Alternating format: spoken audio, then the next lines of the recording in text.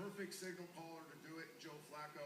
They have young, athletic players on offense, playmakers, two great running backs, really good tight ends that were used tonight that are young players, young receivers, and Torrey Smith, Jacoby Jones, that are under contract. So I think you continue to build your strength now, and that's on offense.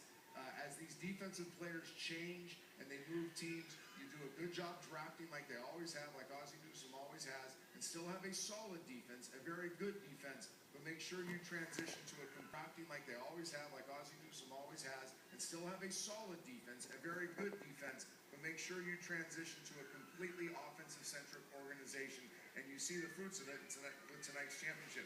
It's funny, the two Baltimore Ravens championships, one completely defensive-driven, this one completely offensive-driven.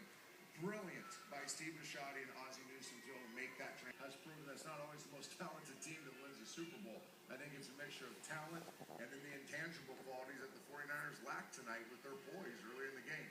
But what Trent Baalke, Jed York, Jim Harbaugh, the rest of that incredible coaching staff has done with this organization is set them up to make a really awesome run here for the next few years. Now, the NFC is stacked. It's much harder to get through the NFC than is the AFC right now. But if you're going to bet on a team that's going to be back in this situation again next year, I'd bet on the San Francisco 49ers. They are young, they are strong, they are fast.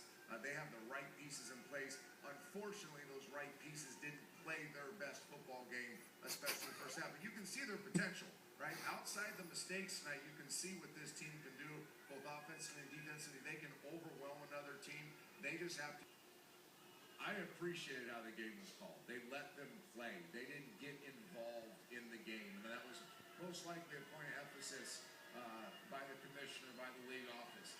There were definitely some calls that went unmade that we'd seen called in the regular season. I can think of a play on Joe Flacco on the sideline on a throwaway where I think during the regular season, a roughing the passer penalty would have been called. I think the last offensive play for the 49ers, the pass interference call. I understand the 49ers perspective that they're going to